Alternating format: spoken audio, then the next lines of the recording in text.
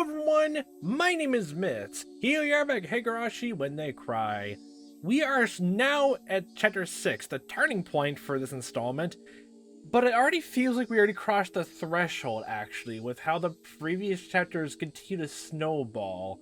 Just Shion bringing up Satoshi, and then Keiichi to bring up to Reina and Mion afterwards. Reina losing her mind, and then it continuing down with Oishi trying to find Sadako, who is absent today, and that literally just the name drop almost of Sadako's uncle actually coming back to town the same day she went absent. Or literally the day before she went absent, and then they possibly talked. So either everyone's gonna like try to console her at her house or try to find her, or something bad's gonna happen at the festival.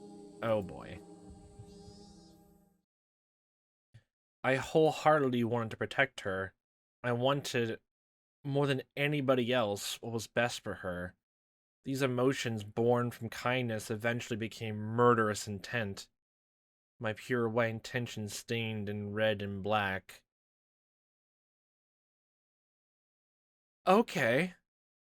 And even as I understood that it meant the destruction of the day-to-day life I so wanted to protect.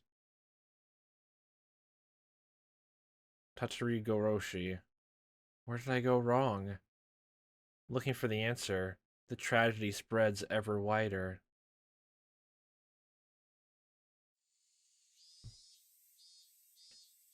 Is Hojo-san staying home today too? Oh god. No, we need to make sure she's fine. Rika, what's wrong? Of course, like of course no one knows, maybe except Rika knows that his uncle is back in town, but oh no. Pretty-san, do you know anything? The teacher's voice was critical. Rika-chan hung her head, unable to answer, and I felt really bad for her. The teacher called Rika-chan up, and they had an exchange in hushed tones of the dies. And then first, Rika-chan said that Sadako's fever had grown worse, but everyone in the class knew it was a lie. Because every day, Rika-chan brought Sadako's bento with her. Yeah, that would do it. Every day? How long has it been? Sadako-chan, I wonder what happened. Don't ask me. I'm the one who wants to know most of all. It was already the third day since Sadako's first absence. Ever since then, I haven't felt good. Until just last Sunday, everything had been so much fun. I'd reached out to Sadako like a real older brother, and we spent that time quietly, but warm and comfortable. So why had it suddenly been flipped over? The more I thought about it, the more I thought the world had taken a turn for the worse ever since Oishi arrived. Technically kind of happened before that, but it's not really anyone's fault. It's a bunch of coincidences piled up like one after another. Thinking on it now, maybe the strange apprehensions plaguing me the night before Oishi arrived had been a sign. Kuraido Oishi. Oh yeah, Shiro-sama's servant. Yeah, I don't believe that for a second, though. Shit, that's impossible. Can't decide Sadako be the curse victim this year just because he showed up. Just what sort of slip-up I had committed to cause those fun times to end so suddenly. Yes, it was the day before Oishi appeared. Oh boy, we're actually getting a lot more time to ruminate on this instead of literally just something bad happening after the festival and Keiichi ruminates it afterwards. Oh no! Oh god, no! Shion, Mion, and Reina had spoken of the curse surrounding Satoshi and his disappearance, and it was so sinister it gave me a bad premonition. Such a small thing was a slip-up that invited Oyashiro-sama's servant? It was absurd. I kept on groaning to myself that I would never accept it. Ever. I obviously wasn't the only one suppressing my feelings. Mion and Reina were too. Everyone in class was doing it. Rika-chan knew something about Sadako's situation, but she wouldn't tell us. Rika-chan still held a calm attitude, like a cat basking in the sun, but she was being unbelievably stubborn about this whole thing. She didn't want to tell us. Now, it wouldn't change no matter how many times we asked her. Everyone understood that, so nobody questioned her. If Rika-chan won't talk, then we just wait. Or we could try to visit them at home? And she might not be talking because it's not something we're saying. I don't know about that. There was no persuasive power and reassurance given with an anxious face like that. Yeah. Mion was being taciturn, and just looked up at the sky with a somehow annoyed expression. I couldn't tell if she was unhappy that Rika-chan wouldn't talk about it with her own friends, or if she was concerned over Sadako's well-being. Hopefully the latter. And what about me? My anxiety was suffocating me, day after day. If someone else were looking at me, then maybe I'd look annoyed, like Mion did. Someone tapped my shoulder. It was Tomita-kun Okamura-kun. Serious conversation? Maebara-san, do you have a minute? Did your ball get stuck again? You guys have to get it yourselves this time. Don't rely on the older kids for everything. I didn't feel like going along with them. I was a little unsympathetic with my response. We heard a little interesting rumor. A rumor? Yeah. I just thought it might have something to do with that. A rumor? About Sadako. They hadn't said that, but it didn't seem unrelated. Immediately, we gotta speak in hushed tones. Okay, come on, it's lunchtime. Let's go out. We'll talk about this at the back. They didn't want to talk in the classroom, so they pulled me behind the school building, lending further credence to that thought. The back of the school was damp and humid like always. Students didn't really come here because they wanted to, except for that zombie game tag. It might, however, have been the ideal location for trading rumors away from prying eyes. Tomita-kun? Okamura-kun? These rumors, they're about why Sadako is absent, right? We don't know what has something to do with it, though. Or maybe. What on earth happened to Sadako? Is she sick? Or could she be, like, really sick, or injured, or something? No, actually, it's the opposite. I heard my grandma saying that she came to buy tofu at our shop yesterday. Oh, Tomita's family runs a tofu shop at Okamura-kun. She went shopping? To buy some tofu? My voice sounds so stupefied even I can tell. How was she, then? It was understandable.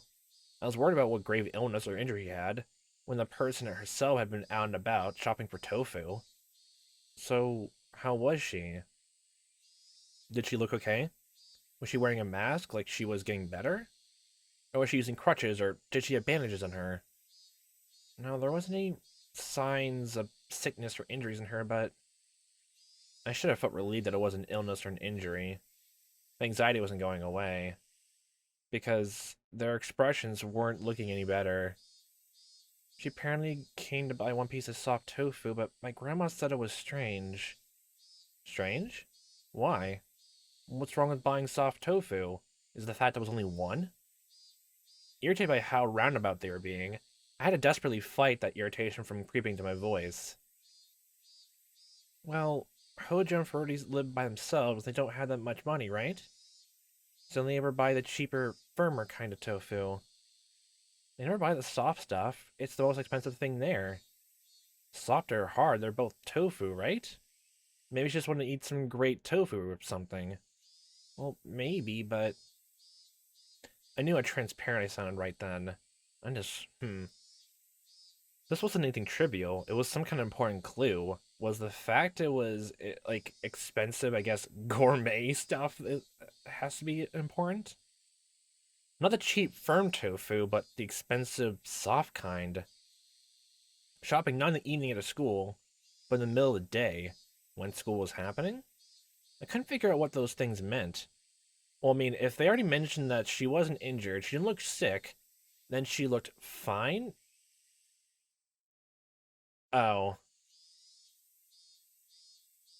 They did make a point of like showing that Oishi like squeezed Keiichi's shoulders, but left enough like just injured him not to show bruises or even nail marks.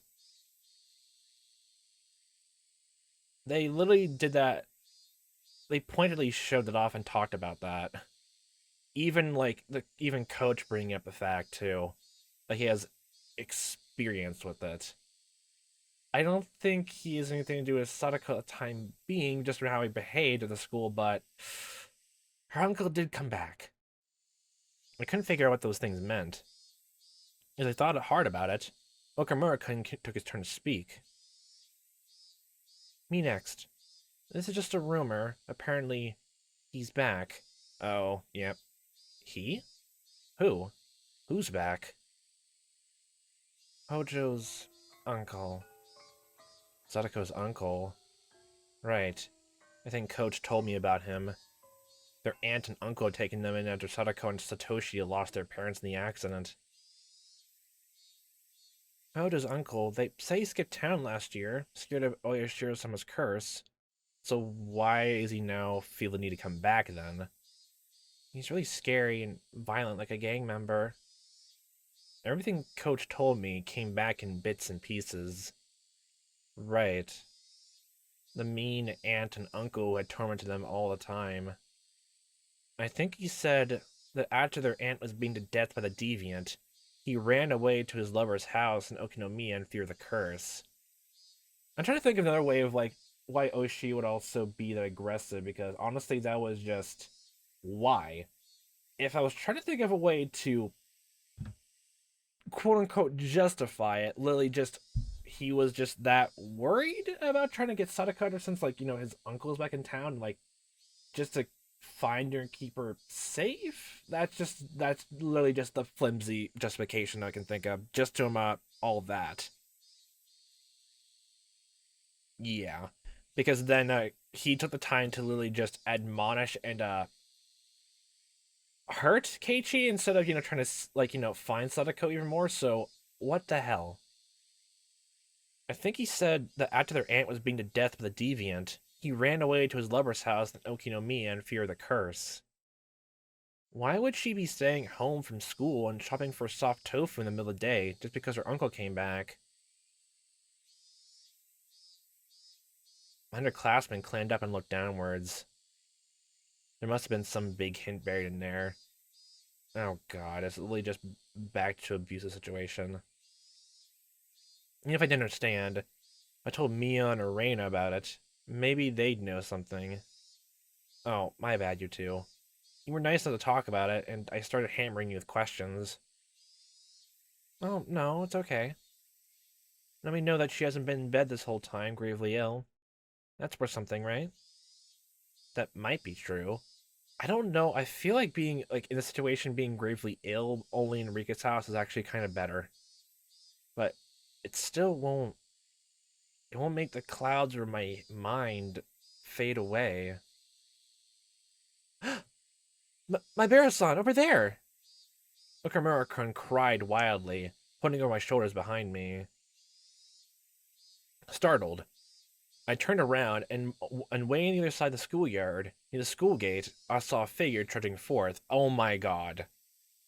Oh. Oh god, no. It's Hojo! Oh god. I burst into a run faster than I can speak, so that, as quickly as possible, I could see with my own eyes that she was okay. Sadako! Sadako seemed taken aback by me shouting and running over to her. Oh! What is it, Keiichi-san? You surprised me without yelling and running. Stupid, enough about me already! 3 days! What happened, Sadako? Oh my god, don't hammer with this right now. I was so worried. Oh, what a worrywart. It was only 3 days. Such a worrywart, Keiichi-san. I'm listening to her. She seemed like a normal Sadako. I could tell she was clearly acting strangely. When people are depressed, they sometimes can, like, try to put up an act so it doesn't worry other people. Oh god. Her smile was somehow forlorn, and her complexion was bad for some reason. Hojo! Were you alright? Were you sick or something? Tomita and Okamura couldn't both express their concerns. Just, what happened anyway? 3 days! 3 days! Do you know how worried I was? You're repeating yourself. Oh, I do apologize. We're just giving the house a good cleaning. We haven't used it for a rather long time, so everything was covered in dust. Huh? Sadako, what are you talking about? Why did you stay home from school to clean the house? She didn't answer me. Instead, she passed by me and headed for the entrance. Oh, gosh. You think about lunchtime, is it not? I'm just starving. It was certainly lunch break. I couldn't force her to stop until she told me she wanted lunch since she was so hungry. Well, whatever. Rika-chan's been bringing you lunch for 3 days now. You look like you can eat it today. Let's just go to the classroom and put everyone's minds at ease. You're right. I suppose I may have caused everyone to worry. Oh, sure is tough being popular. Put a hand on Sadako's shoulder and we ran to the classroom together. Up close, I was able to verify that Sadako looked somehow weak. All this anxiety was supposed to go away when I saw her again. This honestly does feel like it's going to the... Oh god, this actually does feel like it's going to the abuse narrative. Lying about it because... Oh god. That's what I had thought. But now, I actually started to have quite different fears. What the heck happened, Sadako? Everyone in the class, of course, reacted in the same exact way I had. Be worried about you. I'm glad to see you're well. What were you doing for 3 days? Our classmates showered her in questions. I truly do apologize for causing a fuss. As she cackled, she chowed down on the bento Rika-chan made for her. I'm assuming Rika is not exactly that happy still. Those in the teacher's lounge must have been informed of Sadako's arrival, because our teacher sprinted to the classroom, her breathing ragged. Hojo-san! Oh, Sensei. I'm sorry for worrying you these 3 days. Oh, as you can see, I am fit as a fiddle. I was worried about you. When you're done eating, come right to the teacher's lounge. Oh god. A lot to talk to you about. I must be in for good scolding for those 3 days of cut class. Oh. She laughed sheepishly while she scratched her head. The rest of the class burst into laughter. The teacher was acting angry, but she breathed a sigh of relief at seeing Sadako healthy and smiling. She ate her lunch with the class surrounding her. What a relief, right, Reina? Huh? Oh, sorry. Yeah, I'm glad she's okay. I think she realized. I looked at Reina and knew. She had a sense that something about Sadako was off, too. Still. I looked to see Mion detached in the clamor as well, a somewhat grim expression. But Rika-chan, on the other hand, was smiling from ear to ear. Oh boy. She spread out the bento boxes one by one as Sadako finished them. Oh, she ate them all. Finally, Sadako was satisfied. After enjoying a thorough conversation with her classmates, remembered that she'd been called to the teacher's lounge. If she ate each bento box... Yeah, oh god, she hasn't been eating it all. It's just a pain, but I think I should be angry if I don't go. I'll go with you. Sadako rises from her seat. Rika-chan runs over to her. I do apologize, Keiichi-san. I'll be right back after getting scolded. Right. I mean, I could go with you too. We're all comrades in getting scolded in the teacher's lounge ever since the curry incident, right? That won't be necessary. Keiichi should mind the place while we're away. Mind the place? Okay. I thought that was the president's job. Rika-chan's words were gentle, but the firm rejection was clear in her eyes. Yeah. The two of them exit into the hallway, walking shoulder to shoulder. After seeing them off, the class breathed a collective sigh of relief, broke apart, and went to their usual lunch break banter. We, however, couldn't go back to how we usually were. That's serious. Not I. not Mion, and of course, not Reina. They stared at the classroom exit Sadako and Rika-chan had left through, their expressions a little distant and grim. We're all friends, isn't that right? I blurted out something strange, so Mion and Reina turned around with dubious expressions. What the fuck do you mean by that, Keiichi? Why'd you phrase it like that? I won't keep anything from my friends. So I'll tell you what I just heard a little while ago. I told them the stories I heard from Tomita-kun and Okamura-kun earlier about the tofu shop, and how Sadako's uncle had apparently come back. All at once, without letting them speak. And that's all I know. So if either of you knows anything, please say so. I've said everything I can. I ended my sentence firmly, and looked into Mion and Reina's eyes in turn. She stared right back at me. Her eyes didn't falter. Without even opening her mouth, I could tell she wasn't hiding anything. Then her gazes turned to Mion. It's not like I was trying to keep it a secret or anything. You are the one who keeps a lot of secrets, actually, honestly. She couldn't seem to endure her silent stares, and began to talk timidly, as she was guilty of something. Just now that you said something, Kei-chan, I guess let's talk about it. Mei-chan, you know something? Well, I mean, I knew from the first day that Sadako's uncle had come home. Okay. But he just randomly showed up in Hinamizawa last Sunday. Why did you tell us that? Sunday. That was definitely like the day they had their day off for the barbecue. Oh, God. Why didn't you tell us that? I'm sorry. My angry shout caused me to flinch away, look down, and hang her head uncomfortably. Keiichi-kun, it's nothing to get angry about. You're scaring me, Chan. Oh. Sorry I shouted at you. I lowered my head in an apology. She accepted it, collected herself, and continued. According to her, her uncle's relationship with his lover, who he had been with in Okinomiya, had collapsed. I'm pretty sure it would have done that if they died. I'm pretty sure it happens. Without anywhere to go, he went back home to Hinamizawa. Okay, never mind. Like, this is not going to happen, like, for each chapter, but still, my brain likes to overlap narratives, these narratives all together. And that Sunday, the day of the barbecue, her uncle ran to Sadako and brought her back to the house. Oh, God. Why? Did he bring her with him? Guess he's a good-for-nothing slob. He can't even cook by himself, much less do any cleaning. Oh, God, was she actually being truthful? Oh, God. But that's... He brought Sadako-chan back to have her cook and clean? Oh, God. I remember that she said she'd been cleaning the house when I met her back at the school gate. A month later, the pieces fell into place, into the jigsaw puzzle of unease.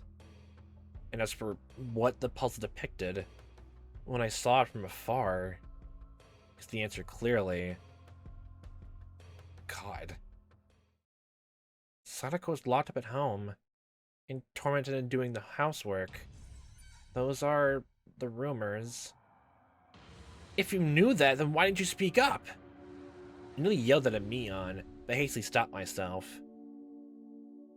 Mi-chan, is that true? I haven't seen it myself, so I don't know if it's true or not. Mion looked down again, and staring at the floor, grew quiet. Just like last year. Oh, God. Like when they lived with their mean uncle and his wife. Yeah, that sound speaks volumes. Oh, God. This uncle is complete helpless when it comes to the housework, right? If Sadako is that important, then there wouldn't be any reason to torment her, would there? Lily just tormenting her just to do all that. Yeah, okay. Yeah, thank you, Reina. Keiichi-kun, I don't know what grounds you have for saying that, but you shouldn't be so irresponsible. She clearly indirectly got mad at me. You don't know much about this, so don't talk as though you do. Yes, that's clearly what she meant. Fine, then do you know something, Reina? I don't know anything either. Didn't know her uncle had taken her to the house until hearing it just now. But The situation's different from a year ago. It's different? What does that mean? Oh, was the aunt the one who cleaned and, like, was doing all the stuff? And then, because, like, it both, whatever how he acted, like, the uncle, then, like, it sort of extended to the aunt, and then both of them did it because of the stress from each other. Oh, God, it's dysfunctional. What does that mean? Satoshi-kun isn't here. Oh, God, I mean, oh, no, oh, God. Oh, God, that's what... Oh, no. Satoshi stood up for her. Satoshi really cared about his little sister. He always stuck up for her. He was her shield, so that she would be affected just a little less by their mean aunt and uncle's fighting. The mean uncle and Sadako-chan are the only ones living there now. Can't you imagine how stifling that must be, Keiichi-kun? He only ever even came back because he was depending on Vanish, and he couldn't even look after himself. Do you think a person who came back for such an unpleasant reason would be able to treat Sadako-chan kindly? She was right. It wasn't easy for me to imagine Sadako not being tormented. Sorry. Oh, no, I'm sorry too. I sound like I was interrogating you, didn't I? An awkward atmosphere floated among us. There's never an easy way to get out of this sort of situation. It's always like either try to call Child Protective Services, like get that out, but then there would be an orphanage, which I don't know how it is in Japan, but like in the US, it's honestly it's really terrible. It's probably a bit better, but it's not a good alternative. Oh, God. An awkward atmosphere floated among us. The three of us remained silent and just stared at the floor. Just thinking about it, probably just Sadako being with Riko is probably just like a godsend, actually, thinking about it even more. And that's why they're really so close, honestly. Ugh.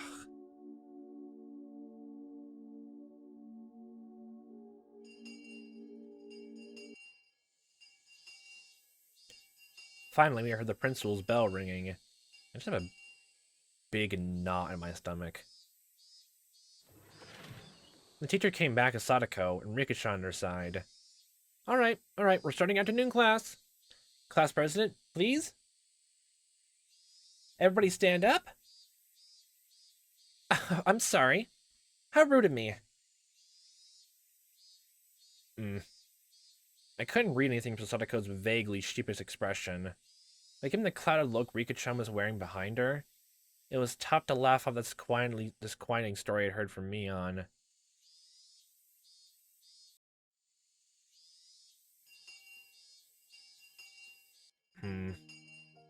Alright. First time in a while everyone's been here. Let's all have a roaring good time with the whole club. Yeah, perfect.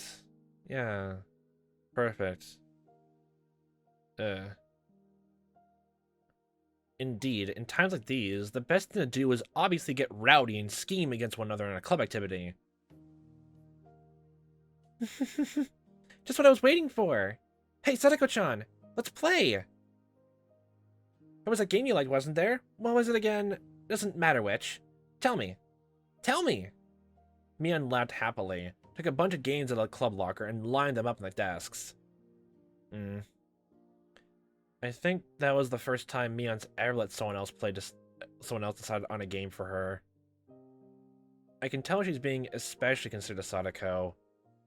Oh no, I'm starting to have this weird feeling that now, like, she doesn't, like, oh god, like, oh god, is it gonna go to a situation where just being considered, like, makes her think, like, don't pity me? Can we just do things as we normally do? Oh god. Thinking that whatever her circumstances, if we could just enjoy our time together as a group, there might be some comfort, some diversion. Sadako seemed to understand her feelings too, and smiled vaguely, though pleased. But her head slowly moved from side to side. Yeah. I'm very grateful, but your feelings are enough. There are many things you need to do, and you do so. Even Riko-chan hung her head in remorse. Hey, whoa, are you seriously? All the club members are here for once and we're not playing anything? Desertion in the face of the enemy? What was the punishment game for it? What part of the club constitution was that in? Did you tell Keiichi that? Stop it, Mii-chan. We can't force her to play with us. Hey, this old man isn't trying to force her or anything. Just thought it would be more fun for sure if we did something exciting. You're kind of making it sound that way anyway. Really, I'm happy you feel that way. Don't worry, next we'll meet, you'll see. I'll get you all caught in a gigantic trap. Ho! And there she goes. Oh god, this chapter's gonna be rough, isn't it? Sadako, while insulting us, still said she couldn't participate in the club today and apologized. She quickly put her things into her bag and pattered out into the hallway, disappearing. It all happened in the blink of an eye. Sadako. Rika-chan stared lonesomely as her friend hurried home, unable to be part of club activities. Sounds from the classroom. Both the cheerful voice of her classmates in the schoolyard and the voice of the cicadas sounded like they were coming from some faraway world. Pfft. This is boring. The silence was broken by Mion's bitterness. She began putting the games on the desk back into the locker. I feel that's I know what it is like you're feeling, but oh my god, that felt so insulting.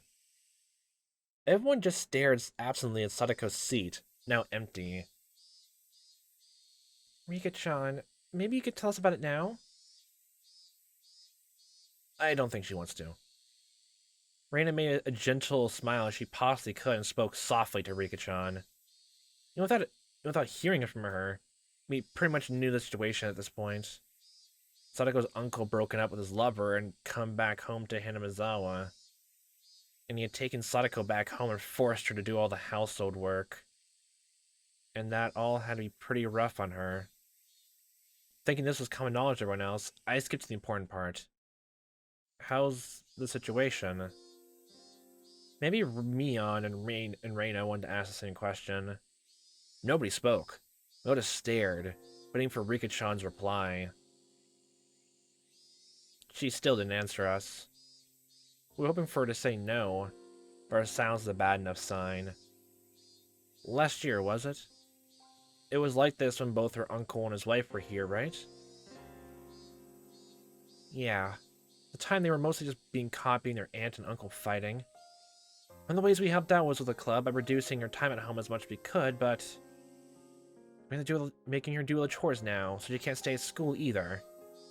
Shit. Sadako's not a slave. Who do you think you are, ignoring your own inability to live properly and basically putting Sadako under house arrest? When you think about it, isn't this really strange? We need a lot of circumstantial evidence, but the problem, right? Can't we notify the police or something? Unless they find anything. If they don't oh god, that's another thing. God. They really brought up the whole thing with Oishi, like, injuring Keiichi to some point, didn't they? God damn it. You're right. We had evidence she was being abused. I think we could tell the police. And can't we talk to Okinomiya's welfare people about this? Ray and I kept saying police, police, as though or nothing.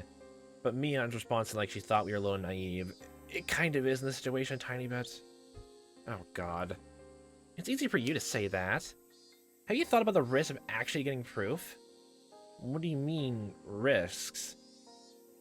It's like the whole situation, like when you're trying to catch a bully or something like that, but if it doesn't put them away, it kind of just makes the situation worse. It's that type of thing. Ugh. I think it was 2 winters ago.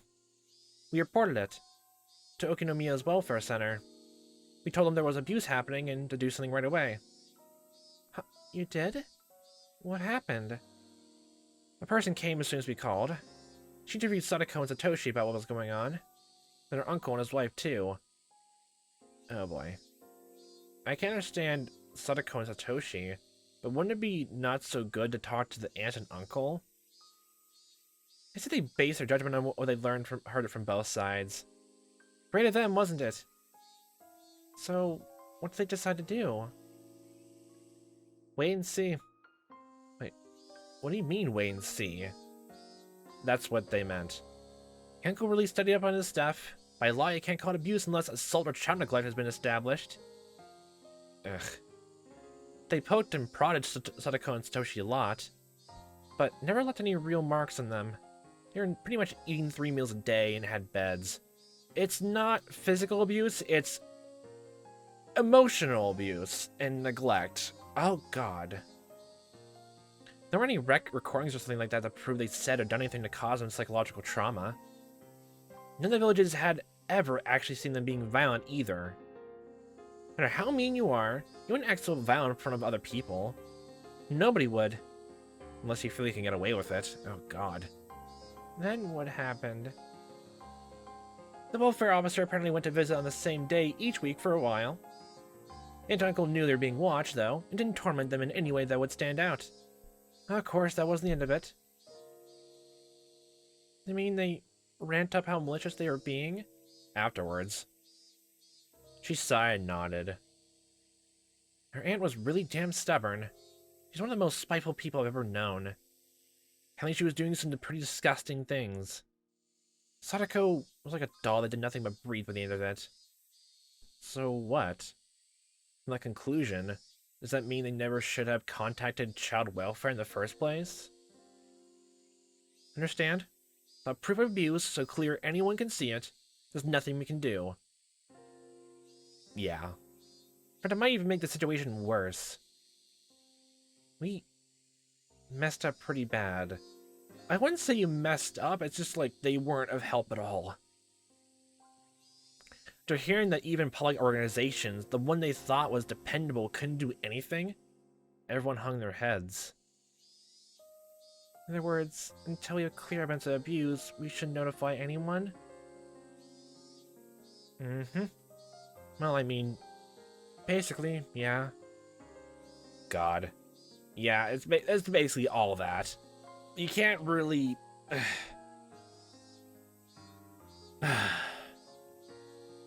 Sometimes it's in good faith, like, just calling someone to, like, assess it, but sometimes people get really fucking crafty.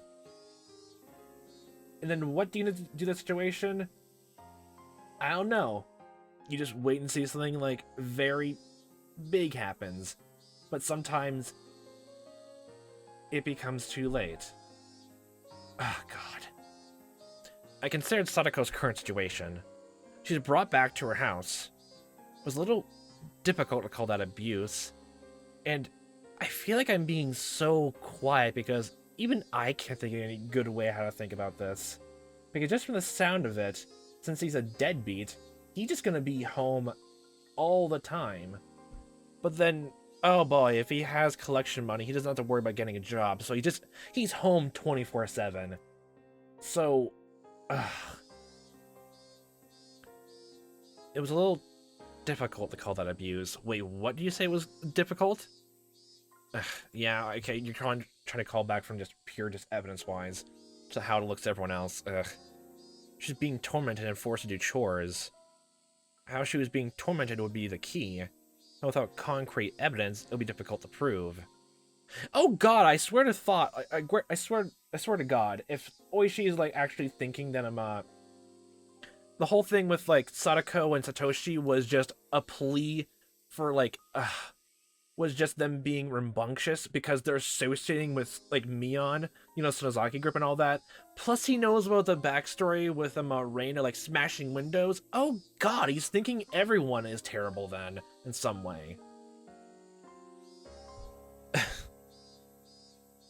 How she's being tormented would be the key, but without concrete evidence, it'll be difficult to prove. If she had some kind of external injury, that would work.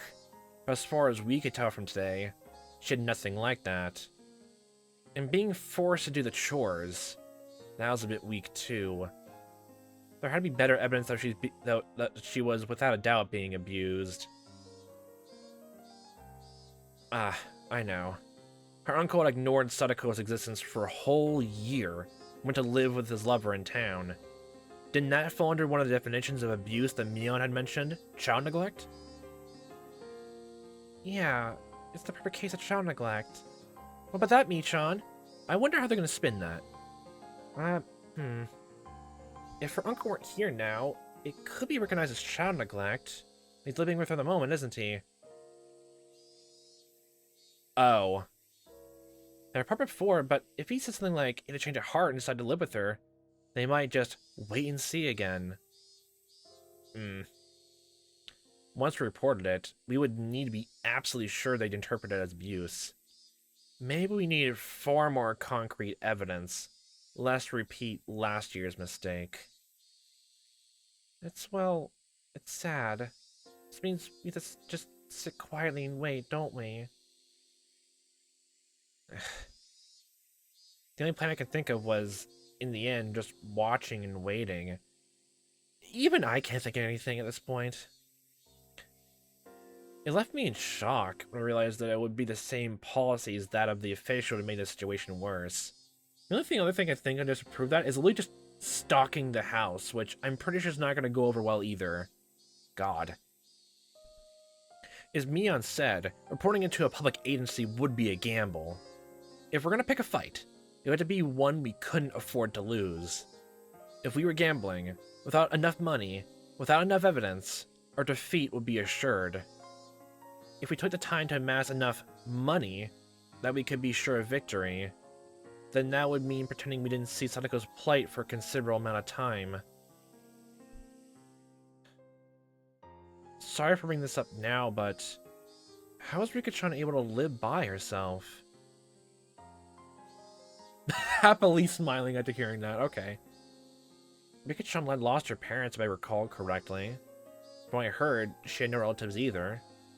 She was forced to live on her own as a result, but her life was unfettered, free of restriction. If she could somehow grant that freedom to Sadako too...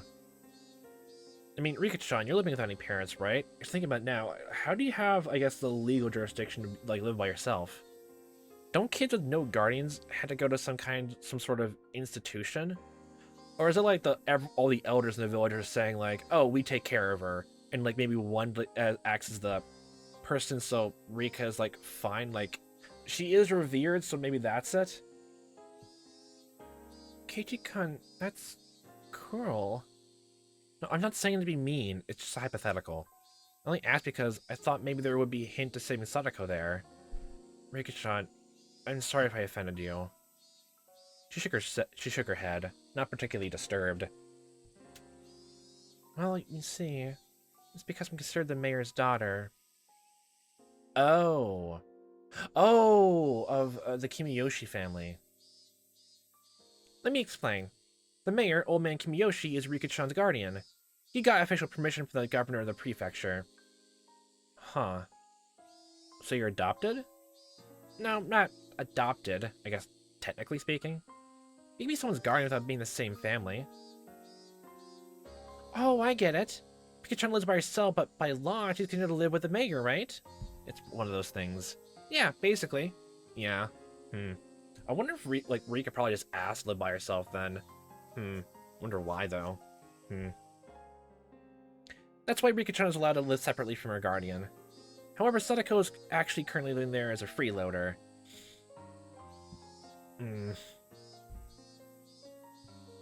Meep. I don't understand the hard things, but anyway, she's right. Interesting you should say that, Mion. You can be someone's guardian even if they're in another family? Then shouldn't we have the mayor or someone else become Sadako's guardian only on paper? That was brought up with them, with the coach, which... he's still weird, but I understand why he's there as well.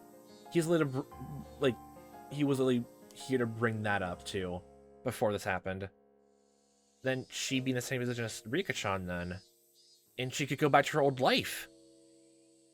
Too bad it won't work. I mean, her uncle's supposedly her guardian. Wait a minute. You lost me there. What's a guardian exactly anyway? Someone that takes care of someone else. In legal terms, a guardian and parent were necessarily synonyms. Unless, there's a different, way to format it. So whoever was actually looking after her at home would be considered her guardian. Then her uncle isn't her guardian. In legalistic terms, he technically is. It's just we don't have evidence to prove that he's not acting as a good role as a guardian. That's just what it is. He left Sadako by herself for so long. If he insists he's her guardian, then that's it. It's been a few days since Sadako was taken back to her house. Uncle's been paying for their meals since then, right? He is sort of looking after her, so he'd probably insist. Even though he abandoned her for a year, he'd already looked after her for the whole year before that. The mayor doesn't have that kind of history. So then, if both the mean uncle and the mayor requested guardianship at the same time, the uncle would make more sense? No, but you have a better chance. The term guardian refers to the person actually caring for her, right? The uncle actually has a bed and food for her. The mayor would just have his name. It won't even be a contest. Then, shouldn't the mayor just start caring for her for real? He'd be her guardian name in reality if he did. We just need to shelter Sadako. That might lead to her uncle being desperate to take her back, but will stubbornly refuse him. It won't be that easy. Sadako's a growing girl, you know?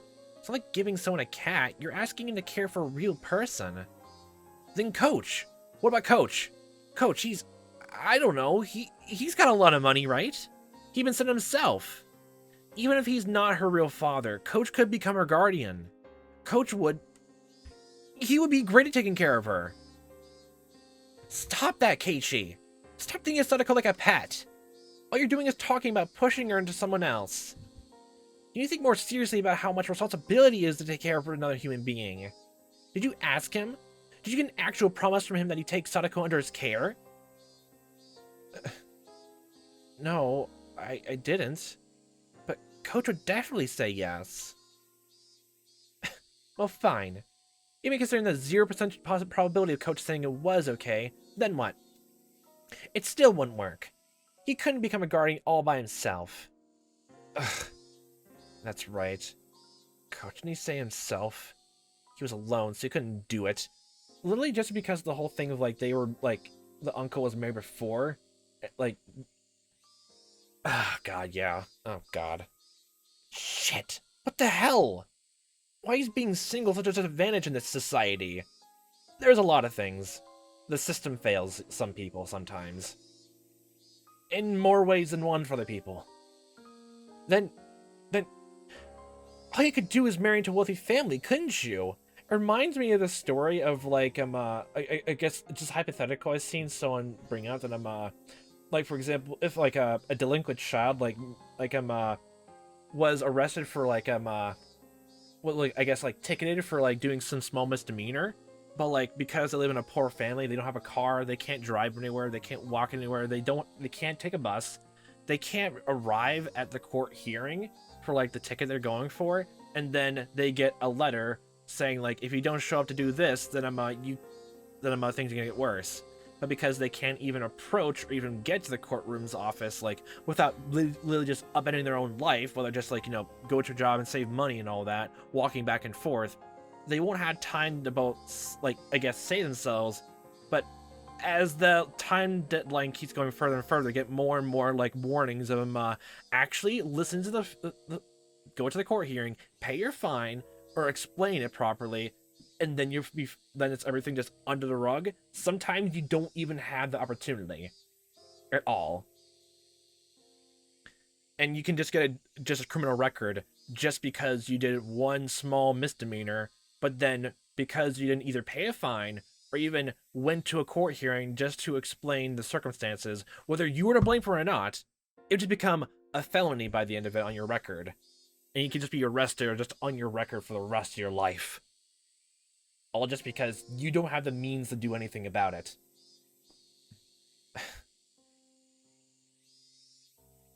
It's imperfect. Then all you could do is marry into a wealthy family, couldn't you? Is there anyone that wealthy in Hinamizawa?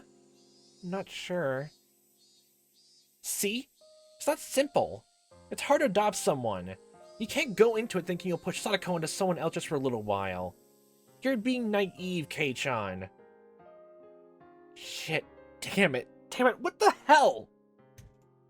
I'm desperately thinking of how to save Sadako, and all you're saying here is no, no, no. Don't you care about Sadako at all? Are you even worried about our friend one bit? What do you say for yourself? Okay, you're going to outburst. I didn't mean that. It just won't be that easy, and it's not that difficult a problem. We just need to have some rich people look after Sadako for a while, that's all. Right, what about your family, Mion? You always brag about how great it is being one of the 3 families or whatever, don't you? From what you said, you must live in a gigantic house. My house? No, what happened? My grandma would never allow it. Then what about your relatives in Okinomiya? From what I heard, they're living in luxury themselves. There's plenty of shops your relatives manage in town, too. Your family are basically millionaires, aren't they? No, that won't work, Keiichi. Going to Okinomiya is even more out of the question. My father, he'd never let it happen, ever. Hey! Normally you act like some high and mighty bigwig, and now you're being all spineless here? What the hell, Mion? Are you just gonna sit by and watch Sadako suffer? No, I don't, but... I want to help her as much as you do, but... That's different story. How is it a different story? How can you be so cold-hearted here? Your friend is in trouble. What do you do if you don't rescue her? You're our president. Our club president. That's out of our club president's hand. Save her. Save her from this crisis. If you don't save her right now, you're not a friend. You're not even human. I don't know if you have any humanity left in you. Oh my god. Are you listening to me, Mion? My emotions all exploded out of me. I didn't even give her a chance to say anything in response. I just wanted to make Mion agree with me, if I had to force her. If she did, Sako's problems would be solved. There's no easy way out of this, okay? If pushing her would solve the issue, then I pushed her as much as I needed to. Why aren't you saying anything anymore? I'm asking you, asshole. Well, say something, Mion Sonozaki. They're both gone. Oh my god. Me?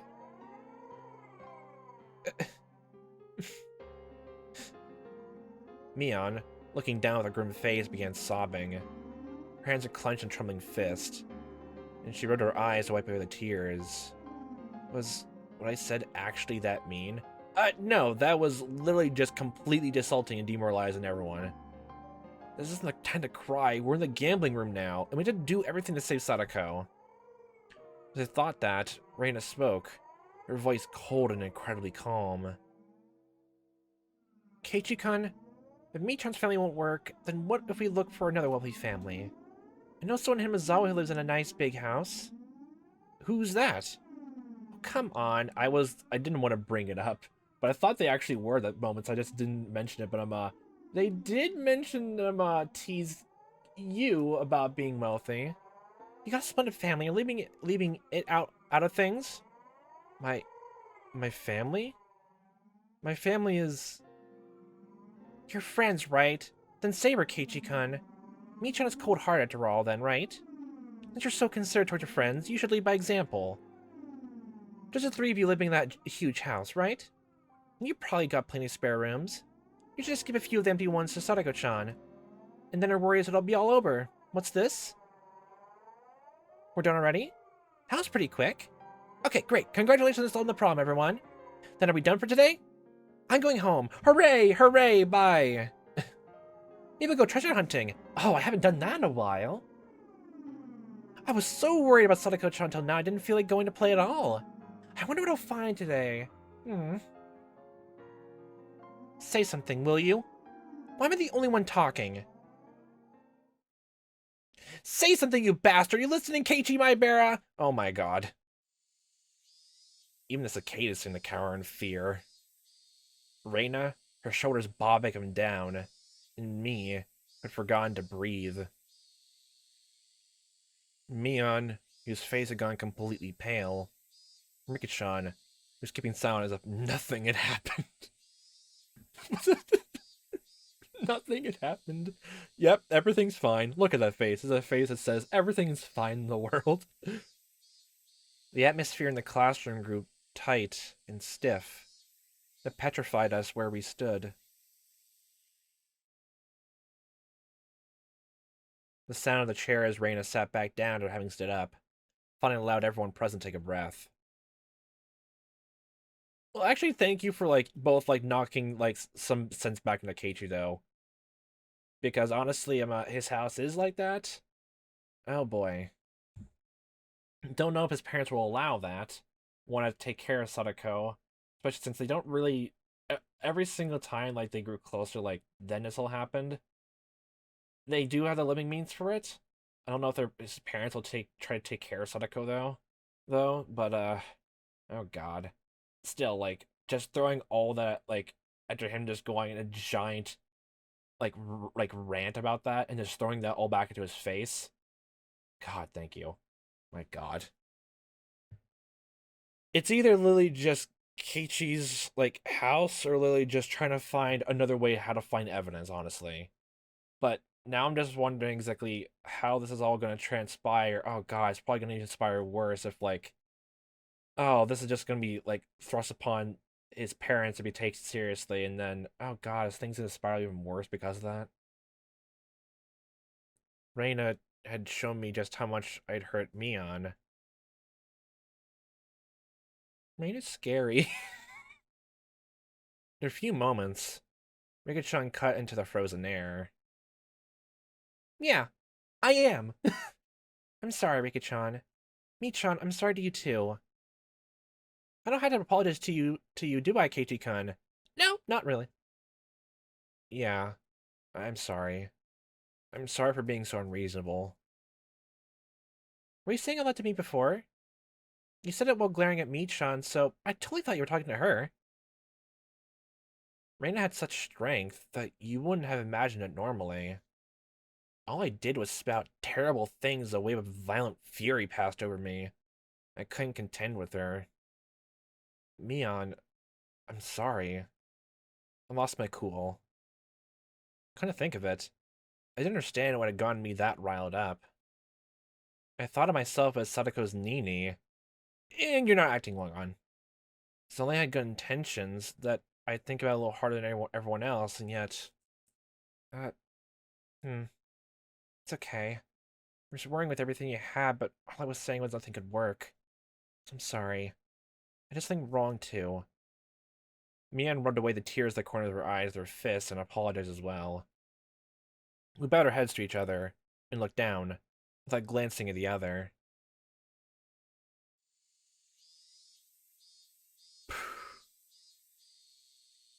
That was just a scene and a half.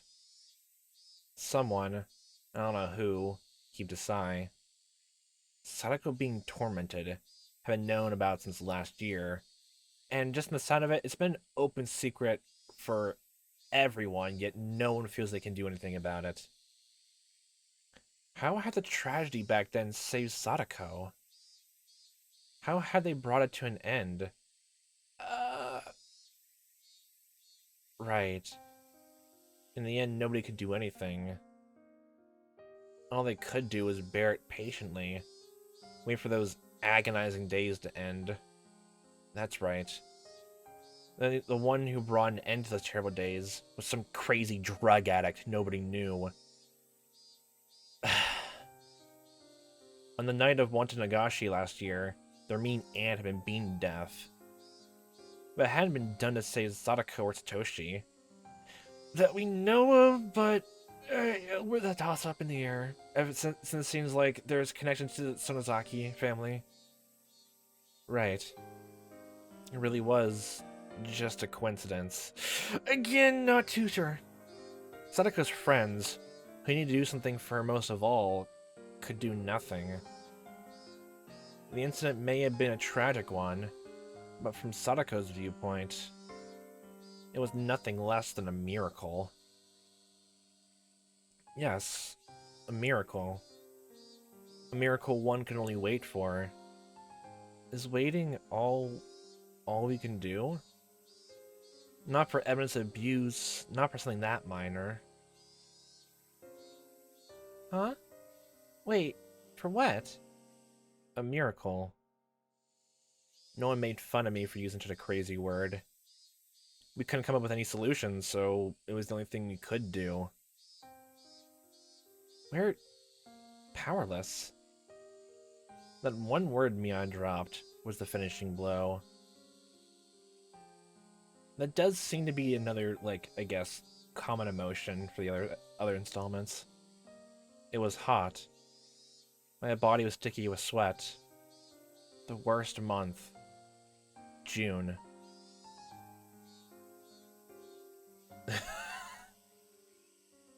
That's definitely a way to end things off. Okay, then.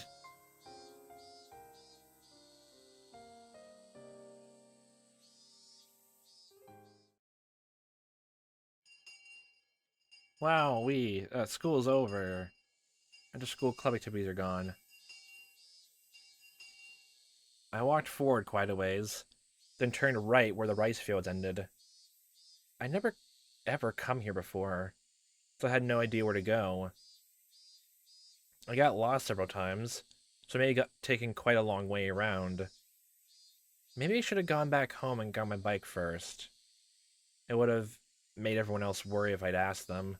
So I asked one of our other classmates where Sadako's actual house was. Oh, I was wondering if I was going to do that. Like the opening screen, like the main menu screen is always somewhere that's most important to the actual installment. Yeah. And like the main menu for this one seemed to be a building or a house. Well, the second installment was definitely just, the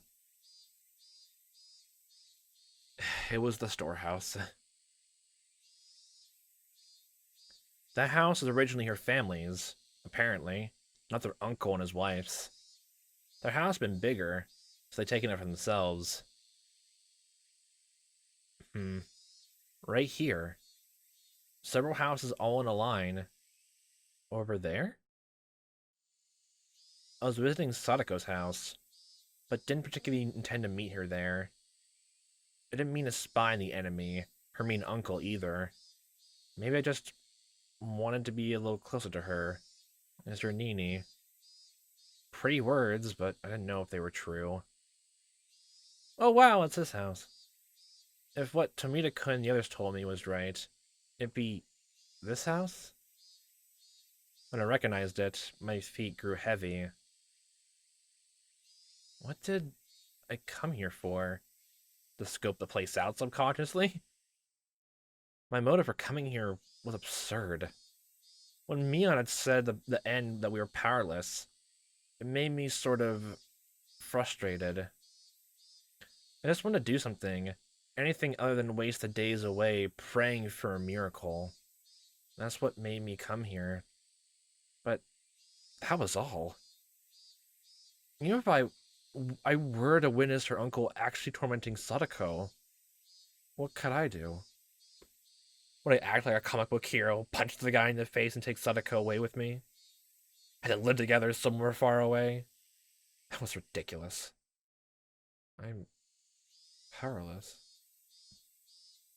The cicadas' voices, raised in chorus, sounded like they were scoffing at me, as though they were saying that if I couldn't do anything, and wouldn't do anything, that I should go back home. Oh god. I heard a car approaching, so I got out of its way. The car stopped right behind me, its horn honking shortly once. Annoyed, had I got out of their way? I looked behind me, and a familiar face looking at me at the driver's seat window. Coach, I was actually wondering if that was Oishi, goddammit. Hello, Maebara-san. I unexpected to meet you all the way out here. Do you live nearby? Me being here wasn't normal. Just as I considered somehow giving him the slip, I noticed Sadako sitting in the passenger seat. Oh. Sadako? Sadako got out of the car and began unloading a lot of groceries from the trunk.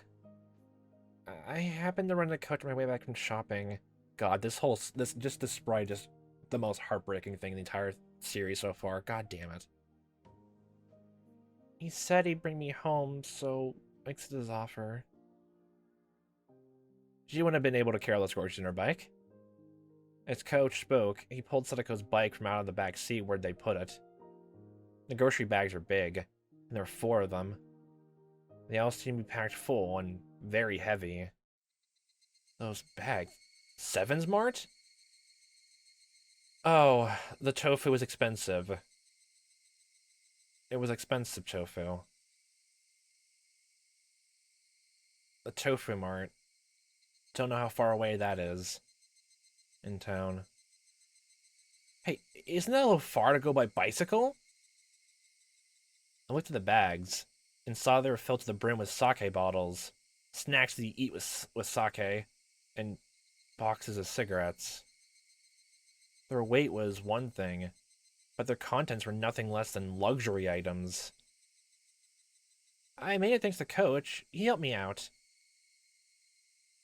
You're only allowed to get all this stuff just because of him. Oh, God. It was a little difficult going up those hills. I can't remember if it was allowed for a kid to, like, buy those items, like, back then or not. Either way, whether it was allowed for a kid to buy that stuff and then, or, like, Coach Lee had to be there just to buy it. I don't know which is worse, honestly. Because not getting the items if, like, someone's abusive and then you come back and just say, I'm sorry, I couldn't grab it. I'm not old enough for it. And then being blamed for it anyway. And then just having an adult just get it for you anyway so you don't get punished for something so unreasonable. Ugh. Sadako gave Coach a smile filled with gratitude. It was incredibly awkward and even heartrending. Sadako, these groceries aren't for dinner tonight, are they? Of course not. I don't drink sake and I hate snacks. Of course I don't smoke either. Hopefully Chuzona dies. He made Sadako go to a distant store by herself on her bike. So she could buy dumb shit like this? What was the uncle doing right now anyway? Probably inside. He must have been working up a good sweat this very moment if he needed to send Sadako out by herself, right? If not, how much has Sadako suffered for no reason? I intended to voice my feelings, but they may have made it to my face. Dude, you're that easy to read. Coach might have noticed, because he clapped me on the shoulder. Just then, one of the house windows clattered open, the face of a vulgar man, the very sight of which made me immediately avert my eyes, emerged from within it. There are no self-introductions necessary. My gut told me that this is the uncle in question. The first thing out of his mouth should have been words of gratitude for Sadako. Sadako! You lit the heat for the sake on when you left, you half-wit! I'm sorry. You told me to go right away. Shut up! You got and ruined it! It was the good stuff, too! What do you do about it? Sorry. I'm sorry. Sadako miserably apologized over and over, bowing again and again. She could be perfectly described as a small animal. I had no idea what was happening. Sadako finished shopping for all this heavy stuff that wasn't even for dinner. She only managed to come back because she ran to Coach and he drove her home. If she hadn't been found by him, she'd certainly still be by herself, panting and moaning, pedaling her bicycle up that steep hill. What was with those words? Those horrible, sleazy words that he said to Sadako? In what country's dictionary did it tell him to say such things to a young girl who just finished shopping? My anger, of course, wouldn't reach him. The uncle displayed no interest in me, instead shouting at Coach. Oh, if it isn't Dr. Eerie. Hello. Why'd you come on inside too? We're in the last round so you can get in right away. 100 yen per 1,000 points and anything goes. No, I'll pass, thank you. I just ran to Sadako trying to give her a lift is all. I'll be leaving now. Ha, nah, come play around. You got a lot of money, yeah? I don't even understand what our uncle and Coach are talking about. It's something like gambling in a game. I knew one thing for sure. None of what he said had been to thank Sadako anyway. Sadako, could you bring me those damn snacks? And start getting those beers chilled too. Go get some cold ones in the fridge. Tekken, you're so harsh on her. She looks so sad. You should take better care of her. This is how I gotta treat her. You've been like this ever since she was with my bro. Spoiler, she ain't gonna listen to a damn thing you say. Shit. Whatever, it's your draw, Tekken. Tsubaki declared Riichi too. Sorry. What, you and Riichi again, Tsubaki? It looked like it wasn't just her uncle. some of his friends were over. Hey, wait. What was he... No. What were they doing? Flinging rude words left and right. Making Sadako go shopping for your beer. What are they doing? I don't know if it's the same exact terminology of, like, Oishi, a game that Parlor... Are they playing Mahjong? Oh, God. My uncle's friends came from town. They're playing Mahjong. He told me to prepare dinner for them as well. What the hell? Mahjong? He called his friends over for Mahjong? They were too busy playing, so they sent Sadako to buy them a crapload of booze from a faraway store. And the first thing he said to her was how she left the gas on? What the hell? What the hell? What the hell? What does that guy think he's doing? Who could get lost in some dumb game of Mahjong and send Sadako to buy all the stuff? Even though Coach was listening, he pretended he wasn't. There was a line of heavy-looking shopping bags lined up in the ground next to the trunk. Maebara-san, you help too, please. You're a boy. You get to carry this heavy one. Coach! You're gonna let this slide? You're new in town. Oh, God. This is completely... I'll quote from another game that I'm,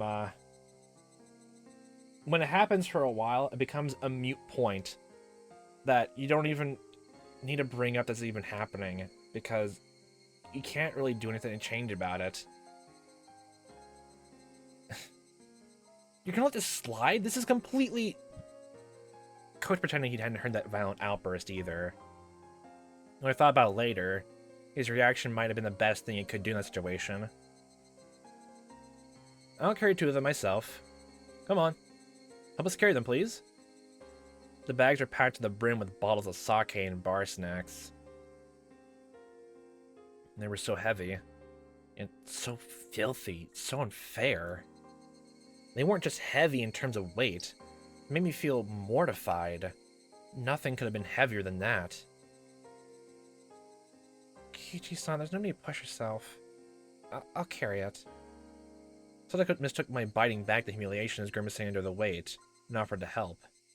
Stupid. Don't underestimate me. Sadako never looked down on my physical strength in the slightest.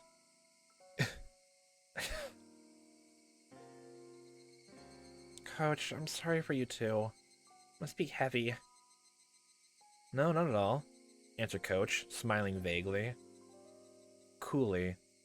But I alone knew.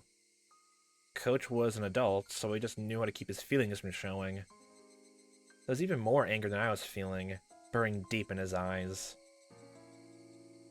Well, it is heavy. Shit. Shit. It wasn't very far to the doorstep of Sadako's house. The bag squeezed my palms and started leaving red marks. Fury welled up in me. The back of my throat stung. But even if I came all gushing out, it wouldn't solve anything. So, just tightly gritted my teeth, as much as I could do. Really, thank you so much. Both of you. You really helped me here. After we carried them to the back door, Sadako said that was enough. Occasionally we hear the repulsive laughing of her uncle and his friends from within. My insides would seethe. I knew they weren't ridiculing us. And that was why it made me so mad. It made Sadako shop for all this heavy, selfish stuff. They ignored her and laughed among themselves as they pleased. It was deeply aggravating. Of course, Coach would have felt the same way. But if he accidentally let his feelings slip onto his face, he only caused Sadako more worry. He knew all that, and spoke coolly, as to say he didn't care. Not at all. I'm happy I can be of help for you. If there's anything else I can help you with, please tell me. Yes, I really am happy you feel that way. That he feels that way. Those words were sad. Sadako herself was sad and resigned that we can only help her so much. It's really just showing just in person what she's dealing with, and just there's really no way out of this. There's nothing to say or anything like that. There's honestly nothing. The only thing you can do to get out of the situation is something drastic, which is something already happened, and now it's back to this. Sadako herself was sad and resigned. We can only help her so much. But she was right. No matter how much coach I want to help Sadako here, this was as much as we could do. I felt absolutely ashamed at not having the power to help her any more than this. Burning, boiling emotions bubbling up within me and rising into my throat. Trembling all over, I almost started to cry from my fury. Me too. If there's anything I can do, I'll help you whenever you need. So, hang in there. I wanted to at least give her those trite words. Then I'd help her whenever she wanted. Yes, thank you very much. I'm happy just that you came all the way here when you didn't need to. Sadako seemed to have guessed what I was doing in a place like this. My house is in the opposite direction from school. Alright, you should get going. I'm drunk right now, so there's no telling what they'll get mad at you for. She felt guilty getting involved after we'd helped her. Because she wanted to be the only one to suffer this misfortune. That's how it looked. And it hurt. I handed my supermarket bag over to Sadako. And then I noticed in the back of Sadako's hand something that looked like a bruise. Hey, Sadako, what the heck is that bruise? Oh no, don't go do this. Oh no. I knew as much as anyone else how transparent that sounded. I didn't need to hear it from Sadako to know how this bruise came to be. I just slipped on the stairs and hit a little. Please pay it no mind. You're lying! Coach nudged me in the back. Then he put his index finger to his mouth and tried me for being so loud. Really, thank you so much. Until tomorrow. We can see each other at school. That's not what I'm talking about. I asked you how you got that bruise in your hand. The evening glow finally got to a point. I could see the other concealed, oval-shaped bruises and traces of swelling on her neck and her legs, and other places too. I fell down the stairs. The very moment, my violent, rampaging emotions were to burst their way on my throat, and my mouth being tightly clamped down on. Wow, this music being played here. Coach was pressing down my mouth from behind, rubbing around me tightly with his hands. Because of that, I couldn't say anything. I could only groan, which I did. That's all I could do. I need to expel the magma sitting deep within me, because otherwise, I'd surely explode into a million pieces that very moment. So I groaned. I groaned. My mouth. My whole body. While heat fell in drops from my eyes. I groaned and groaned. I groaned to the point of exhaustion.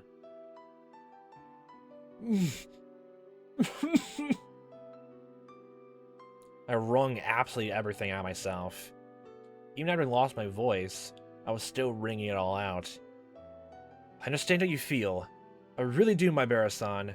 Please just endure it for now. Please, I'm asking you, Maebara-san. Endure it for now? And then what, huh? What happened to her? To Sadako? Her body and mind were wounded, and she was being made to suffer like this. Can you not even let me howl in vain at it? Is that it, Coach? Are we just powerless? So powerless that we can't even fucking scream from the bottom of our hearts?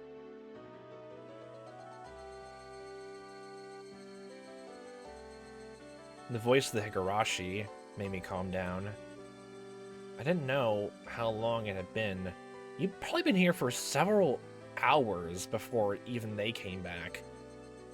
Sadako abruptly gave a slight bow. Thank you very much, Keiichi-san. Sadako, you looked like a lot like my real Nini just now. My real Nini may not be here anymore, but I have another Nini named Keiichi-san. Yeah, you got it. I'm your Nini. And when you're in pain, I'll help you no matter what. Your Nini will rescue you for sure. Satoshi Hojo, you fucking idiot! If not now, then when? He's not. He's either kidnapped or he's dead at this point. Honestly, has he been setting up for her all this time, and he just randomly left after all this, like suddenly after the ant? No. Sadako, she's never been in more pain in her life. Even if he did left after all this time, I don't even know if he would be able to hear about this unless somehow word got to him wherever he'd traveled to or ran off to, even if he was still alive or like not kidnapped. He ran of his own accord. If her Nini doesn't save her now, then when will he? Why'd you run away? Why did you abandon her? Why'd you leave Sadako behind? Because everyone like put into your brain at first about he like ran away or transferred schools. Oh god. You don't have any right to call yourself Sadako's Nini. I won't run away. Huh? I definitely won't run away. I won't run away and abandon you, like Satoshi did. No way. I will not abandon you. Slip. Tears trickled down from Sadako's eyes. Then she narrowed her eyes into a smile. Goodbye, Nini. She took her right hand and awkwardly laid to me. I'll be alright. My Nini now helped me so much. So I'll be okay. I'll do my best until tomorrow. I'll be okay. So, for today, this is goodbye. There was no way that I could say bye, see you tomorrow. And then, from inside the house, came a throaty, disgusting voice. Sadako! Could you bring us the snacks already? Immediate. Okay, Nini, get going already. I'll be fine now. Hurry. Let's go, Maebara-san. Staying longer than this would be a bother to Sadako-chan. Coach, Nini's house is a little far away. I'm sorry to ask you this, but could you take him home? Yes, I'll do that. Coach grabbed me by my collar, and with strength I couldn't have imagined with him having, started dragging me away. And I, unable to oppose him, started getting farther away from Sadako. She waved her hand to us, expression still dark, and disappeared through the back door. Coach got into the car first, then turned around the narrow path and brought the passenger side door around for me. I know how you feel so well it hurts. No, I think I understand even more than you. But right now, just for now, please endure it. I understood exactly how you feel, so please endure it. If you don't, I know already. I'm sorry. Thank you for before. I meekly got into the passenger seat. The car accelerated quickly, quietly, and Sadako's house grew farther and farther away in the rearview mirror. We made a wide turn, and then I couldn't see her house anymore. Is your house that far away? It's in the direction of the school, isn't it? I didn't bother to reply. I would have been hard-pressed to give him an answer as to why it was at Sadako's house. Coach didn't say anything more either. I don't think you even need to say anything. I think he already knows exactly why both Coach and Sadako, you were there. It was plain as day. For a while, the two of us were silent. Then sounds of the gravel spraying over the road as we drove. I remembered how Reina said things were different than last year. At the time, she had Satoshi with her. That probably mitigated a lot of the... yeah. Satoshi protected Sadako, so that less of the sparks fell onto her. But now, Satoshi isn't here. Yes, That's the unfortunate truth. He seemed to understand what I really meant when I said that. It's a terribly sad, cruel story. But there's a limit to my resolve, our efforts, and our assistance. It sounded like an excuse, but he was right. Even if Coach and I wanted to be people Sadako could depend on, that was all. It ended at the front door. Remember how much I shouted that I would be your Nini. Remember how much I shouted that I wouldn't abandon her. And no matter how much Sadako called me Nini, I couldn't do any more than that. Where on earth could Satoshi have gone? Right. Satoshi was in their story. Her actual brother, Satoshi, he was in position to protect her far, far better than we ever could. That was the cold, sad truth of the massive gulf between Satoshi and us. I wonder what he's been doing lately. Satoshi left home. I didn't know why. Maybe it was because of Yashiro-sama's curse, or he disappeared, or something. In any case, he wasn't beside Sadako now. At the time, Sadako needed him to protect her most. He wasn't here. Why isn't he here? Sadako needs him now more than ever. A lot of people talk about Yashiro-sama's curse. At this point, it's slowly just turning into a moot topic that we're just going around in circles. The only thing I can say is that he ran away. One of my friends said that one day he just never came back.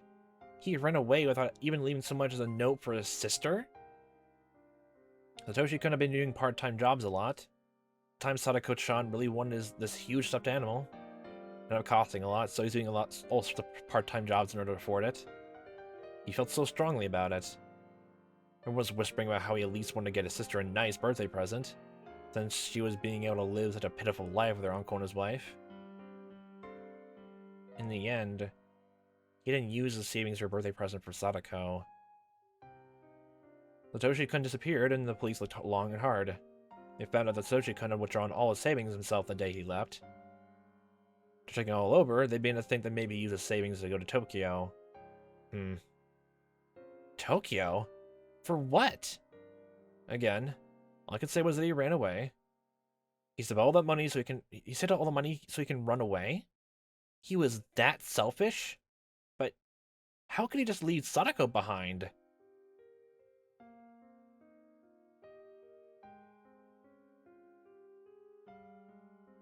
I just thought of something.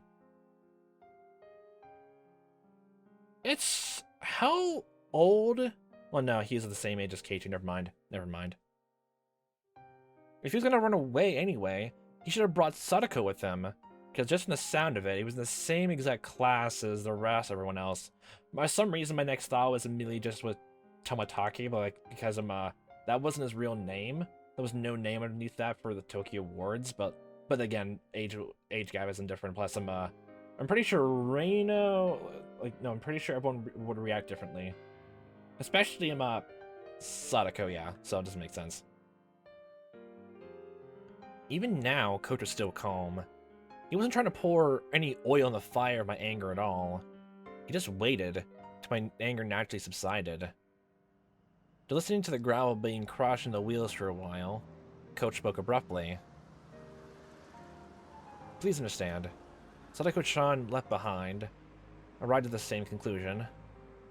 I burned my brother, and that's why he abandoned me. He didn't take her with him when he left. How terrible must Sadako have felt, being betrayed by the brother she loved so much. So... And it makes me hate that Mion basically said, like, the Sadako was cursed this whole time as well. Both her parents were going against the entirety of town. She's basically just feels like almost a tiny bit of an outsider, even living as a longtime resident from Hinamizawa, from what we know.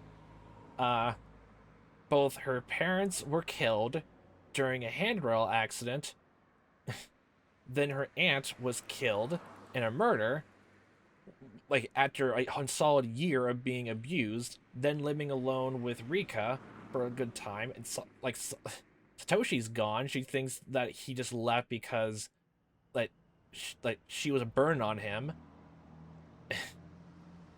And it just seems like repeatedly over and over again then anyone that gets close to like her, just the friend group in general, just dies. If that's fate and destiny, then fuck that. If that is fate, then screw fate.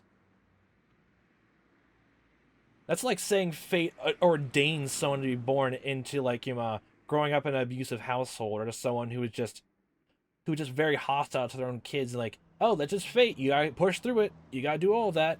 And if you die because of it, or like something like that, become a delinquent, and you go down a dark life path, that's just fate. That's just destiny. No, just no. But Sadako-chan was a very strong person. Of course, she had the support of close friends too, but that was how she gained her smile. Yeah. I recalled how Sadako had spoken to Satoshi so brightly.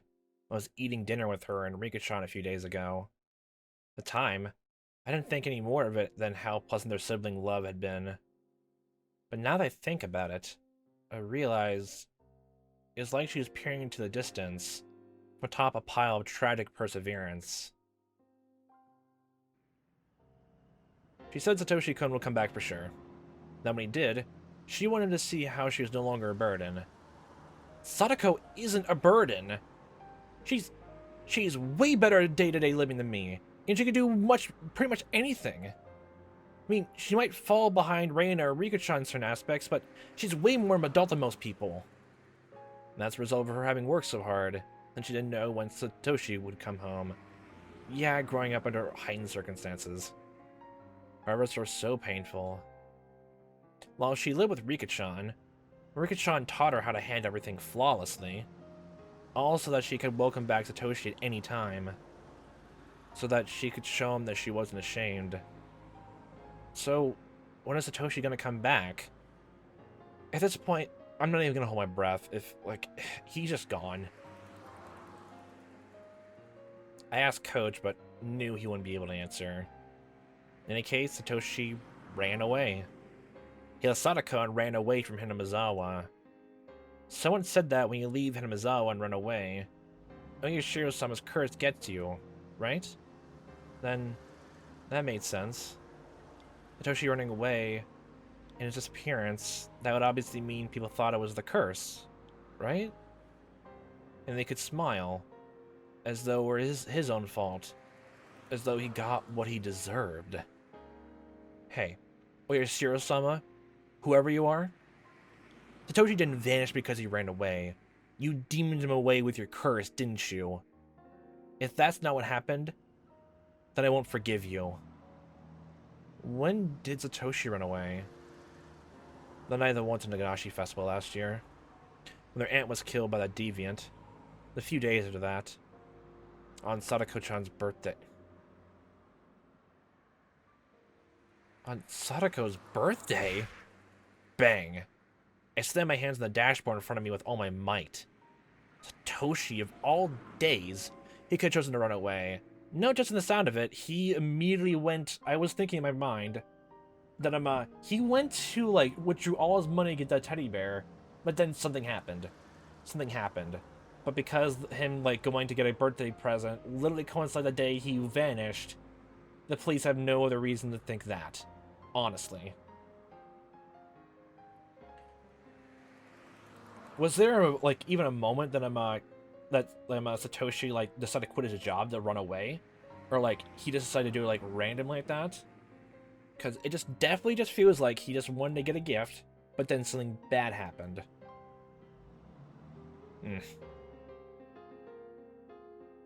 Their aunt died just a few days before, didn't she? All your days of suffering were about to end, weren't they? You were just about to start thinking about a new life, weren't you? It's wrong to be happy about someone dying, but for Sadako and her brother, her birthday had come at a critical turning point. Their mean uncle had fled town. The siblings would be left alone. They should have been able to be happy about that. On Sadako's birthday, Sadako was probably waiting for her brother to return the whole time. Waiting for her brother to return when he never did. Waiting with bated breath for her brother to return. Her hopes and dreams of new light to come growing ever larger. But no matter how long she waited, he didn't come back. He didn't even contact her. Sadako, trembling in anticipation of a great present, just when... When would she have to face the cold, terrible truth? Toshi, you fucking idiot. I could feel my blood rise to my head. My anger, Satoshi. I was frustrated. I was aggravated. I couldn't forgive him. Sadako still respected and adored her brother, and yet he so heartlessly betrayed her. Such a person wouldn't just come back, now when he was most needed. Yes, no one to protect her. Not even her real brother Satoshi. So, when she started to see you as your Nini, I was happy. Huh?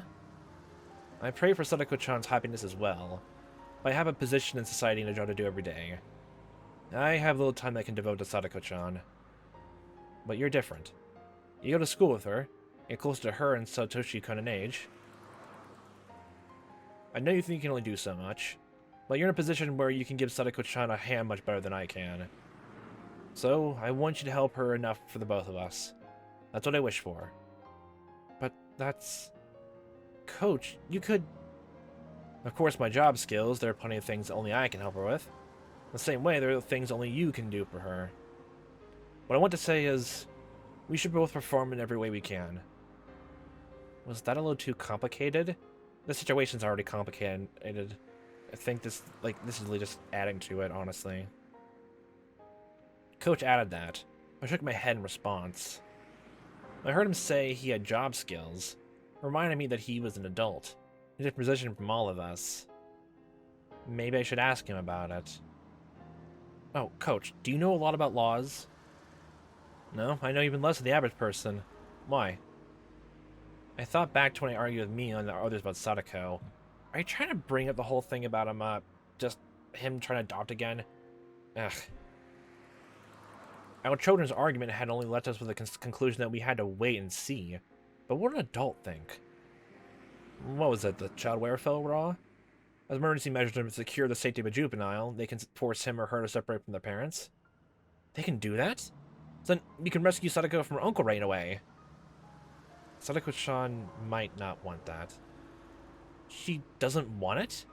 Why? He didn't answer me. I didn't know why he didn't. It's clear as day Sadako's uncle is being violent and treating her like a slave. I wonder if they're doing the whole thing at Sadako, even though she's going all this, he still loves him a bit, which that's more complicated. So then why? I clamped down my frenzied emotions and waited intently for Coach to answer, but he never did. It wasn't like he was pretending hadn't heard me. What to say? It was more like he wanted to explain, but couldn't point to the right words. Sadako-chan probably thinks of this poor treatment as a trial. A trial? This isn't some weird religion we're talking about. You might know this, but Satoshi couldn't always looked out for Sadako-chan. She always relied on him, almost as though she was utterly dependent on him. Oh, you're talking about it this way. I know for a while that Satoshi had always protected Sadako from her aunt and uncle. But that was his duty as an older brother, nothing to worry about. I think that may have traumatized her. Maybe she figured that depending so heavily on her brother had made him hate her. But for Sadako, the current situation was a retelling of the story of a little over a year ago. This time, Satoshi wasn't here. She wants to overcome this trial by herself, without relying on anyone else. And that if she doesn't grow strong, then Satoshi-kun will never return. He thinks something like that now. Or so I believe. Now that he mentioned it, Sadako never said a word about how hard it had been before. I figured she was being threatened not to talk about it, but I talked it with everyone and we were wondering if we should report it to the Child Consultation Center. I have heard a social worker was visiting Sadako-chan last year. Yes. In the end, they decided to wait and see, and we thought maybe that made her get tormented even more. That was... apparently Sadako-chan reported it herself. Result of abuse worsened, but was kept just out of sight. Oh, Sadako did it by her own self. Oh. God. She was under even more torment. The burden of Satoshi-kun for protecting her rose considerably. Huh. Could Sadako... She wouldn't be thinking it's her own fault for reporting it, would she? He nodded quietly. Sadako-chan would probably either hate it if you just suggested reporting abuse or feign courage and say you didn't need to. If you reported in secret, she'd probably insist to the social worker that she wasn't being abused. Sadako always acts tough and doesn't readily admit defeat, so I can imagine that easily. The Child Consultation Center has enormous authority in these matters. They can take emergency measures without needing any permission from a court or the concerned child. The abuse is known to the public. They can forcibly shelter her even if she denied it. For Sadako-chan, that would probably mean losing. This isn't about winning or losing. It's real life. Sadako, she's... Back on topic. If they placed her under their protection, she'd be sent to a childcare institution and the like. She'd basically be living there, so it'd mean moving away. And with a change in residence would come a change in schools, too. Changing schools... It has to be done. If that's what it'll take for her to be safe. Sadako-chan understands all these things, although a reason for her not to want it. Why? Because Sadako-chan's reason for living is to wait the house for Satoshi-kun to return. Young girl abandoned by her brother. How'd she find a reason to live? God, that phrase is coming up again. Try looking at it from Sadako-chan's point of view, rather from your own. Honestly. I feel like he was trying to confuse me with that hard-to-understand, roundabout way of talking so unique to adults. The point was, I couldn't do anything about Sadako wanting to stay in that house, and that I should watch until she gives in. In the end, no matter what I said, Coach himself was saying, to wait and see. I don't understand. What? If I feel that Sadako is really in danger, I will take action without asking anyone's opinion. She might not be happy with the result, and she might hate me for it, but I believe that will ultimately be what brings Sadako happiness in the end. Coach turned to me and gazed fixedly into my eyes. It was written all over his face. He was shocked at what such a young kid had said. Why would you go that far? Coach, no, rather normal adults might not have understood. To tell him the creed and the values that I believed in here. Sadako is my friend. And I'm Sadako's Nini. Isn't that enough of a reason? I stared at him with a will strong and unbreakable as steel. His eyes betrayed a tiny bit of unrest. No, of course it's enough. We were silent for a little while, until finally, Coach had said that. Didn't we make a promise? I'm sorry, what? That we weren't gonna ever let Sadako cry. We made a vow on that day at the barbecue party. I didn't think about it at all, but Coach and I still made a promise. They wouldn't ever let Sadako cry. Coach gave a dry grin of regret, really apologizing for not remembering. One way or another, when he grinned like that, made me think that his enthusiasm for saving Sadako was a tiny bit smaller than mine. He lightly hit the brakes, making a skidding noise. My whole body suddenly fell forward. Well, here we are, we're home. Could that be your house there? Oh, right. Maebara's son would live with the Maebara residents, wouldn't he? Before I knew it, we were almost to my house. Wow, that's one heck of a way to end a section. Okay. Yeah, again, still, literally, there's no good outcome thinking about it, like, anyway. It's gonna be, like, sad either way. Case file? Plain to see achievement. And it's a sake bottle, I believe. Wow.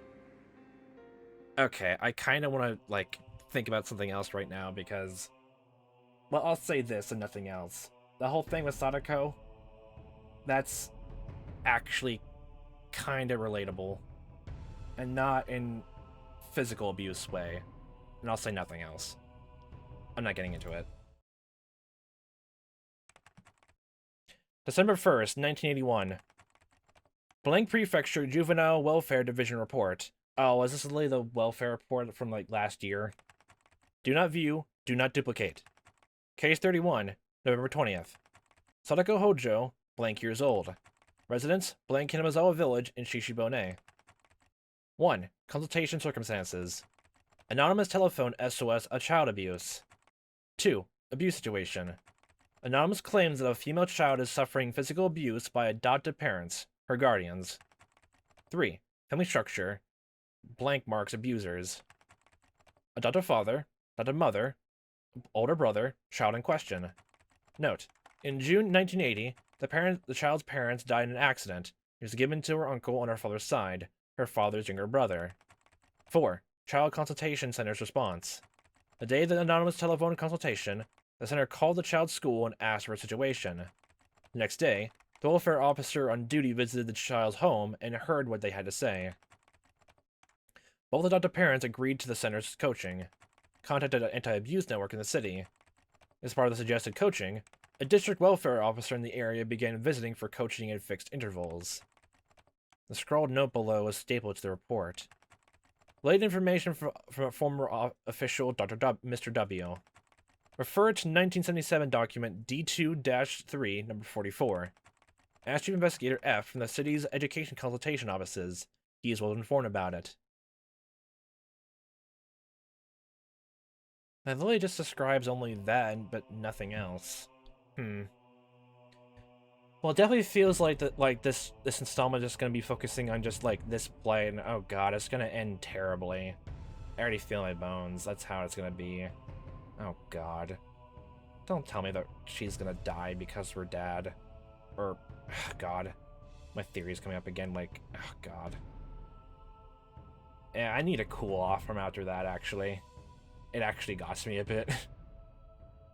It actually got to me a bit. So I'll just leave this off here. It's just... oh god. That's a lot. That's quite a lot. I can see why this is why people love this series way much more than now. It's definitely dark and heavy. Yeah. I'm gonna go cool off right now.